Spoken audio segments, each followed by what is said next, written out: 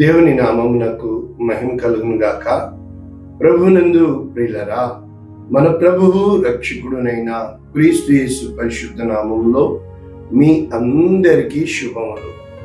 16వ తేదీ మే మాసము 2025 సంవత్సరం. ఈరోజు దేవుడు నిన్ను ప్రేమించి చెప్తున్న మంచి మాట, మొదట ఉండినట్లు వారిని స్థాపించుచున్నాను. మొదట ఉండినట్లు వారిని స్థాపించుచున్నాను. ఇర్మియా గ్రంథము 33వ అధ్యాయము 7వ వచనం. పూర్తి వచనము, చెరలో నుండి యూదా వారిని, ఇశ్రాయేలు వారిని నేను రప్పించున్నాను. మొదట నుండినట్లు వారిని స్థాపించున్నాను. ఇది వాగ్దానం. అయితే ఇంగ్లీష్ లో కూడా సింపుల్ గా new living translation, I will restore the fortunes of Judah and Israel and rebuild their towns. వారి యొక్క పట్టణాలు నేను తిరిగి కట్టిస్తాను, వారికి ఉన్న పూర్వగతి నేను కలుగ చేస్తాను. ఇది వాగ్దానం. అయితే ప్రభునందు ప్రియులారా, మనము ఈ ఇర్మియా గ్రంథం 33వ అధ్యాయము the lord promises for piece అంటే దేవుడు ఆ యొక్క సమాధానమును తిరిగి ఇస్తాను అని వాగ్దానం చేయట మొదటి 13 వచనాలు. The Lord's eternal covenant with David, నిత్య నిబంధన దావీదుతో దేవుడు చేస్తుంది. ఇది ఈ ఇర్మియా గ్రంథము 33వ అధ్యాయము మనకి బాగా 333 దేవుని యొక్క టెలిఫోన్ నెంబర్ మనకి తెలుసు. నాకు మొర్రపెట్టుము, నేను నీకు ఉత్తరం ఇచ్చేదను.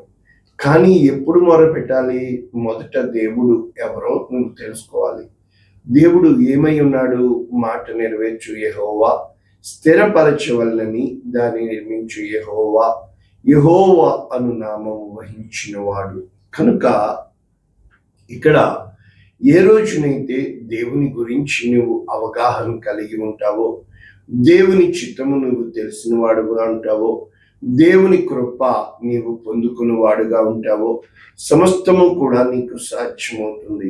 ఎందుకు అంటే నమ్ముట నీ వలనైతే నమ్మువానికి సమస్తము సాధ్యము. కానీ నువ్వు ఎవరిని నమ్ముతున్నావు? నాకు అసాధ్యమైనది ఏదైనా కదా. Is there anything impossible? IMPOSSIBLE, I am possible అంటే దేవుడు చెప్తున్నాడు, నేను సమస్తము చేయగలను. అయితే మన జీవితాల్లో ఏమవుతుందంటే, మంచి రోజులు వస్తాయని ఉన్న రోజుల్ని పోగొట్టుకుంటాం. తర్వాత ఏమంటామంటే, అయితే మా రోజుల్లోనా మొదట నేను ఉండినట్లా చాలా విషయాల్లో ఇప్పుడు దేవుణ్ణి తెలుసుకున్నాను కనుక అదే నేను మునుపైతే ఈ పాటికి నువ్వేమై అంటే, ఎప్పుడు కూడా మనిషి అవసరాన్ని బట్టి, అవకాశాన్ని బట్టి ఆ యొక్క ప్రతి మాట మారుతూ ఉంటుంది. కానీ దేవుడు మార్పు లేనివాడు. ఇక్కడ దేవుడు చెప్తున్న వాగ్దానము ఏ విధంగా ఉంది? మొదట మీరు ఉండిన స్థితి నేను మీకు ఇస్తాను. కనుక చాలాసార్లు మా తాతలు నేతలు నాకారు అని చెప్తా ఉంటారు. అయితే దేవుడు అందరినీ కూడా మంచి స్థితిలోనే పెడతాడు. ఏ ఒక్కరూ చెడిపోవాలి, నాశనం అయిపోవాలని ఉండదు. కాలము నిర్ణయిస్తుంది. స్కూల్కి అందరూ ఫ్రెష్ మైండ్తోనే వెళ్తాం. కంప్యూటర్లో రిఫ్రెష్ ఉంది, కంప్యూటర్లో ప్లేబ్యాక్ ఉంది, కంప్యూటర్లో అన్నీ ఉన్నాయి. కానీ జీవితంలో దేర్ ఈజ్ నో ప్లేబ్యాక్. అంటే తిరిగి నీకు అవకాశం ఇస్తే, కానీ దేవుడు చెప్తున్నాడు, తిరిగి నేను నీకు అవకాశం ఇస్తాను. ముఖ్యంగా ఈ పాపము అనేది చూసే కంటే తెలియక చేసినా, తెలిసి చేసినా, ఒకవేళ పరిస్థితులను బట్టి చేసినా, we have to face the consequences. ప్రతి ఒక్కరము కూడా ఆ యొక్క అంటే ఖచ్చితంగా మనము చేసిన దానికి వెల చెల్లింపబద్ధులమై ఉన్నాం. పర్యవసానాలు అంటారు. కనుక మనము పర్యవసానాలు గుండా ఖచ్చితంగా వెళ్ళబద్ధులమై ఉన్నాం. ఏ విధంగా ఉంటుందంటే, ప్రతి స్థితిలో కూడా దేవుడు చాలిన దేవుడుగా తనని తాను బయలుపరుచుకోవడానికి దేవుడు ఇష్టపడుతూ ఉంటాడు. ముఖ్యంగా దేవునికి అసాధ్యమైనది ఏది లేదు అని తెలిసిన అన్నింటికంటే కష్టమైనది ఏంటంటే నమ్మడం. ఇక్కడ ఏం చెప్తున్నాడు? ఒక వాగ్దానం ఉంది. మొదటి స్థితి నేను నీకు తిరిగి ఇస్తాను. అయితే ఈ స్థితి ఒకవేళ గొంగళి పురుగుతో చెప్తే సీతాకోక చిలుకగా మారింది కదా, మొదటి స్థితి దానికొద్దు, ఉన్నతమైన స్థితికి వెళ్ళాలి. ఒకవేళ మనము కువైట్ రాకముందు ఆ స్థితి పేదరికం కదా, ఇప్పుడు మొదటి స్థితి నీకు ఇస్తాను అంటే మనకొద్దు. ఇప్పుడు మంచి బిల్డింగులు కట్టుకున్నాం, పిల్లల్ని చదివించుకున్నాం, పెద్దవాళ్ళం అయ్యాము, కరెక్టే. చాలా విషయాల్లో మొదటి స్థితి అంటే నీవు అనుకున్న మెటీరియలిజం కాదు, తొలి ప్రేమ, మొదటి ప్రేమలు. ఈ రోజున తల్లిదండ్రులు దిక్కులేని చావు, అనాథ చావు ఎందుకు చేస్తున్నారంటే కుమారులు కుమార్తెలు కలిగి ఉన్న వారు ఒంటరిగా బ్రతుకుతూ తిన్నామా ఉన్నామా అని కూడా అడిగే వాళ్ళు లేక, వారు నిజంగా చనిపోయినా కూడా ఎవరికి తెలియపరచబడకుండా, ఆ ప్రాణం పోతున్నప్పుడు కూడా నా అన్నవాళ్ళు అనేక మంది ఉన్నా కూడా ఏ ఒక్కరు దగ్గర లేరే. నిజంగా మన జీవితంలో ఆ తొలి ప్రేమ అనేది నాకు ఆ రోజుల్లో అర్థం కాల. తొలి ప్రేమ అంటే పరిచయాలు ప్రారంభమైనప్పుడు, నిజంగా మనుషులు దగ్గరవుతున్నప్పుడు ఏదో తెలియని ఆవేశము, ఆప్యాయత, అనురాగాలు. కానీ కొంచెం దగ్గరయ్యాక భూతద్దంలో చూస్తాము. కారణం ఏమిటి అని అంటే నేను ధైర్యంగా చెప్పగలను ఈ రోజున, కారణం ఏమీ లేదు. మొదటి ప్రేమ మనం కాపాడుకోవచ్చు, కానీ ఎప్పుడు మనకి తెలియకుండానే ఎదుటివాని దగ్గర నుంచి మనము ఆశిస్తున్నాము, కానీ మనం పొందుకోలేకపోతున్నాము. శాసిస్తున్నాము, కానీ మనం చేయలేకపోతున్నాము. ఎప్పుడైతే ఆశించేది శాసించేది ప్రేమ కాదు, అది దేవుడు ప్రేమ పుట్టిస్తే, యోసేపు జీవితము ఆ యొక్క అన్నదమ్ములను చూసి అతనిలో ప్రేమ పొర్లి వచ్చాను కనుక. చాలాసార్లు మన జీవితంలో దుఃఖం పొర్లుకొస్తూ ఉంటుంది, ప్రేమ పొంగుతూ ఉంటుంది, కానీ పైకి ఎడసెరిపి మాటలు అంటూ ఉంటాం. ఎందుకు? ఏమెత్తుకుపోతాం? వాడు వచ్చాడు కదా, ఎందుకు చేయాలి? చాలాసార్లు ఏదో మనది పై చెయ్యిగా, ఏదో మనము ఏ తప్పు లేని వారంగా, ఏదో మనము అన్నీ ఓర్చుకునే వారంగా మనము ఎదుటివాడికి ప్రయత్నం చేస్తూ ఉంటాం. కానీ జీవితంలో ఇది పనికిరాదు. జీవితంలో ఎంత మట్టుకు SILENT సైలెంట్ అయితే సేమ్ స్పెల్లింగ్ LISTEN లిజన్ అంటే నీవు విన్నప్పుడు మౌనంగా ఉంటే ఎక్కువ నేర్చుకోగలుగుతావు. అదే నీవు వినకుండా మాట్లాడితే ఏమీ కూడా నేర్చుకోలేవు. చాలాసార్లు చిన్న చిరునవ్వు, చిన్న మౌనము చాలు జీవితాన్ని ప్రేమ ఆప్యాయతల్లో నడిపించడానికి. ఎందుచేత పెళ్లి చేసుకునే ముందు ఉన్న ప్రేమ పెళ్లి చేసుకున్న తర్వాత ఉండట్లేదు. బిడ్డలు పెద్దోళ్ళైనప్పుడు ఆ చిన్నపిల్లలప్పుడు ఉన్న ప్రేమ పెద్దవాళ్ళైనప్పుడు ఎందుకు ఉండట్లేదు? ఎందుకు చిన్నప్పుడు అమ్మ నాది అమ్మ నాది అన్నవాళ్ళు అదే అమ్మని నువ్వు నాకేం పెట్టావు, నువ్వు చూడవే అని ఎందుకు అంటున్నావు? ఆ రోజున అమ్మని నాతోనే ఉండిపో అంటున్నాను కదా. అంటే మొదటి స్థితి నీకు ఇస్తాను అంటే ఇక్కడ దేవుడు తన యొక్క ఉద్దేశము తెలియపరుస్తుంది. మనం చూసినప్పుడు ఇర్మియా గ్రంథము 29వ అధ్యాయము ఎప్పుడైతే బబులోను నెబుకద్నెజరుకు అప్పగించాడో, మీరున్న దేశమునకు నేను పంపించాను కదా, నేను మీతో ఉన్నాను కదా, మీరు నాకు మొర్ర పెట్టండి, వారి క్షేమం గురించి. మేము ఇప్పుడు కువైట్లో ఉన్నాం, వీరి క్షేమం కోసం ప్రార్థన చేయాలి. మనం పని చేస్తాం, జీతాలు తీసుకుంటున్నాం, కానీ అధికారులను తిడతాం. నీవు వారి జీతం ఇస్తున్నారు, నీకు నీ జీతాన్ని నువ్వు తిడుతున్నావు, పక్కోడి చూస్తున్నావు. పైపెచ్చు మనం ఎప్పుడైతే పక్కోళ్ళది చూస్తామో మనకి దేవుడిస్తున్న ఆశీర్వాదం కంటే పక్కోడు ఎంతో ఉన్నతమైన స్థితిలో ఉన్నాడని మనము కుళ్ళుకోవడం వల్ల, అసూయ వల్ల ఎన్నో పోగొట్టుకుంటూ ఉంటాం.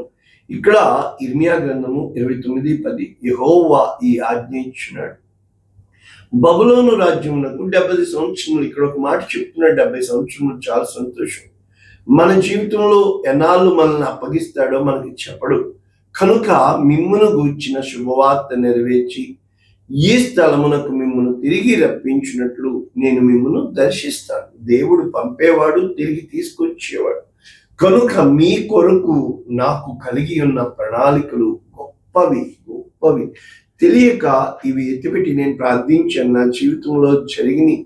కనుక ఇక్కడ మనకి చెప్పబడుతున్న వాగ్దానము ఏం చేయాలి? ఆ యొక్క చెయ్యి విడబడిన స్థితిలో మొర్ర పెట్టాలి, ప్రార్థన చేయాలి, ఆయన చిత్తాన్ని చేయాలి, ఆయనకి ప్రతీదీ చెప్పుకోవాలి. అప్పుడు ఎప్పుడైతే వెతికిన ఎడల అంటే పూర్ణ మనస్సుతో విచారణ చేయండి. అంటే ఎలా ఉంటుందంటే, ప్రభా ఒకవేళ చేస్తే మళ్ళా ఏమైపోతాను ప్రభా, ప్రభా ఇది నీ చిత్తమా ప్రభా, ప్రభా ఇంతగా ప్రేమించామే ప్రభా, ఇంతగా దగ్గరగా ఉన్నామే ప్రభా, ఇంతగా కార్యాలు జరిగినాయే ప్రభా, ఎందుకు ప్రభా దూరం? నిజంగా నేను చెప్తున్నాను, దేవుడే దూరం చేసేవాడు, దేవుడే దరికి చేర్చేవాడు. ఇక్కడ దేవుని యొక్క వాక్యము ఒకటి ఎలా వెతకమంటున్నాడు? మొర్ర పెట్టాలి, 2 ప్రార్థన చేయాలి, 3 మనవులు చేయాలి. అంటే ప్రతి విషయంలో అప్పుడు దేవుడు తనకి తాను తిరిగి ప్రత్యక్షమవుతాడు. ఏమంటున్నాడు? ఆ చెరలో నుండి తిరిగి బయటికి తీసుకొస్తాడు. ఏ ఏ జన్మలలోకి తరిమివేశాడో, ఏ స్థలములలోకి తరిమివేశాడో తిరిగి అందరినీ సమకూర్చి దేవుడు నీకు ఆ మొదటి స్థితిని ఇస్తానంటున్నాడు. ఇవే మాటలు ఇర్మియా గ్రంథం 30వ అధ్యాయం 3వ రాబో దినముల్లో, అంటే ఇప్పుడు కూడా దెర్ ఇస్ ఏ హోప్. ఇశ్రాయేలుకు నిరీక్షణ కద్దు. There is a hope, there is a hope, still there is a hope. ఈరోజు నేను నీకు చెప్తున్నాను, నిరీక్షణ ఉంది. తొందరపడద్దు, భయపడద్దు, ఎంత మాత్రము భ్రమపడవద్దు. ఇక్కడ ఏం చెప్తుంది? రాబో దినములలో నేను ఇశ్రాయేలు వారు, యూదా వారునగు నా ప్రజలను చెరలో నుండి విడిపించి. చూసా, నా ప్రజలను అంటే మరి ఆయన ప్రజలను ఎందుకు చెరలోకి పంపించాడు? ఆయన స్వాస్థ్యం నీవు, జనులు నావారు. కానీ నీకు తెలియాలి దేవుని చిత్తము, దేవుని ప్రణాళిక దేవుడు చేశాడు అని. నా దగ్గరకు వచ్చే వాళ్ళు ఎంతో మంది హాస్పిటల్స్ తిరుగుతారు, భూత వైద్యుల దగ్గరికి తిరుగుతారు, నల్లతాడులు కడతారు, తాయెత్తులు కడతారు. ఇది దేవుడు చేశాడు అని వారికి అర్థమయ్యేటట్లు చేసి గొప్ప జనాంగాన్ని దేవుడు సమకూర్చిన ఒక్కరోజు వచ్చింది. ఆ జనాంగాన్ని రేపేయడానికి దేవునికి అంగీకారమైంది, ఆయన చిత్తమైంది. మనమెవరము? ఆయన చిత్తానికి లోబడ. కనుక నేను ఆయనకి లోబడ్డాను. యెహోవా ఇచ్చింది, యెహోవా తీసుకొని, ఆయనే కదా తీసుకొచ్చింది, ఆయనే కదా చేసింది. అంటే మనుషులు దేన్ని బట్టి ఆలోచిస్తారంటే వాళ్ళ మనస్సు కంటి ముందు కనబడుతుంది, వాళ్ళకి న్యాయము అనిపించింది. కానీ ఆ హృదయాల్ని దేవుడు కంట్రోల్ చేస్తున్నాడని, ప్రభా ఇది నేను అనుకుంటున్నాను, ఖచ్చితంగా దేవుని చిత్తం 1000 సార్లు నేను మీకు చెప్పాను. నీవు అనుకుంటుంది ఎప్పుడూ నీ జీవితము కాదు. కాబట్టి ఎక్కువ ఆలోచించమాక. నీవు ఆలోచిస్తున్న రాంగ్, నీవు పూర్తిగా యూటర్న్ తిరుగు, అప్పుడు నీకు జవాబు వస్తుంది. కనుక వారి పితరులకు నేను ఇచ్చిన దేశమును వారి స్వాధీనపరుచుకున్నట్లు తిరిగి నేను రప్పిస్తాను. ఎందుకు అని అంటే అది దేవుని కార్యము, అది దేవుడు చేయాలి, అది దేవుడు స్థిరపరుస్తాడు, దేవుడు ఘనపరుస్తాడు. కనుక ప్రభునందు ప్రియులరా, దేవుడు ఎప్పుడూ కూడా నిన్ను నరకంలోకి తొయ్యాలని కాదు, పాపంలోకి తొయ్యాలి. యెషయా గ్రంథము నిండా కూడా ఇవే వాగ్దానాలు. ఇర్మియా గ్రంథం ప్రవక్తలు అందరూ చెప్తుంది 3 పాయింట్లు. ఒకటి, మీరు పాపం చేశారు, దానివల్ల మీకు ఇది జరిగింది, అయితే దేవుని యొద్దకు రండి, ఆయన మిమ్మల్ని దీవిస్తాడు. అంతే. ప్రతి విషయంలో కూడా ఈ విధంగానే ఉంటుంది. ఇదిగో యెషయా గ్రంథము 11:11.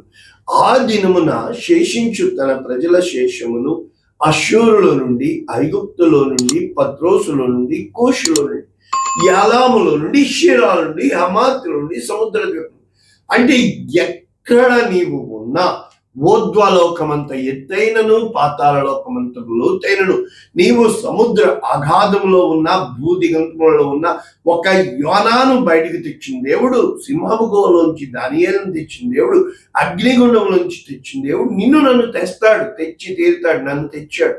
దేవుడు గొప్పవాడు. కనుక మన జీవితాల్లో ఏ రోజునైతే ఆయనకి మొర్ర పెడతామో, ఆయన్ని వెతుకుతామో, ఆయన్నే దేవుడుగా కలిగి ఉంటామో, సమస్తము ఆయన కృపను బట్టి జరుగుతుందని ఆయన్ని ఘనపరిచే వారంగా ఉంటామో, ఆయన్ని మహిమపరిచే వారంగా ఉంటామో, ఆయన నామానకు ఏ విధముగా మనము ఆయన నామము పెట్టబడిన బిడలముగా ఉంటామో, ప్రభువా నీ ఇష్టం ప్రభా అని ఎప్పుడైతే అంటావో, ఎప్పుడు కూడా మన జీవితాల్లో పక్కోలతో పోల్చుకోకుండా పైనున్న వాడి ప్రణాళిక మనం గుర్తెరిగినప్పుడు సమస్తము చక్కబడతాయి, సమస్తము చక్కబరుస్తాడు.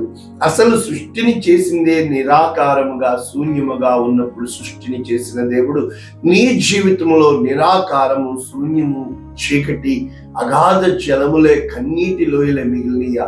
ఈరోజు వాక్యము నీ కొరకే. ఆయన దేవుడు కనుక నీకు తిరిగి తొలి ప్రేమలను ఇస్తాడు. మారాల్సింది ప్రపంచము కాదు, నువ్వు మారితే చాలు. నీవు దేవుని యొద్దకు తిరిగి రా. మొదటి ఇద్దరు కుమారుల కథలో యేసుక్రీస్తు ప్రభుల వారు చెప్పినట్టు, పెద్ద కుమారుడు తండ్రి దగ్గరే ఉన్నాడు కానీ తండ్రి హృదయం ఎరగల. చిన్న కుమారుడు తప్పిపోయాడు కానీ తిరిగి తండ్రి దగ్గరకు వచ్చాడు. సమస్తము తిరిగి అనుగ్రహింపబడింది. కనుక దేవుడు నీకు సమస్తము సమకూరుస్తాడు. అది ఇహలోక పరముగా నీవు చూడమాక, పరలోక పరమైన పరిశుద్ధ పట్టణము, ఆ పరిశుద్ధమైన హృదయము, ఆ పరిశుద్ధమైన సమాధానము నీలో దేవుడు కలుగు చేస్తాడు. ప్రార్థన చేద్దాం. పరిశుద్ధుడా, ప్రేమ కలిగిన తండ్రి, మితమైన వాక్యమును నిండాలుగా దీవిస్తూ అనేక మందికి ఆశీర్వాదంగా ఎక్కడ మేము పడిపోయామో, ఏదేది పోగొట్టుకున్నామో తిరిగి మా తల ఎత్తు దేవుడవని, తిరిగి సమకూర్చు దేవుడవని, తిరిగి కార్యములు చే దేవుడవని యేసునామమున దీవిస్తున్నాము తండ్రి. ఆమేన్. God bless you all. దేవుడు మిమ్మల్ని దీవించును గాక. ఆమేన్.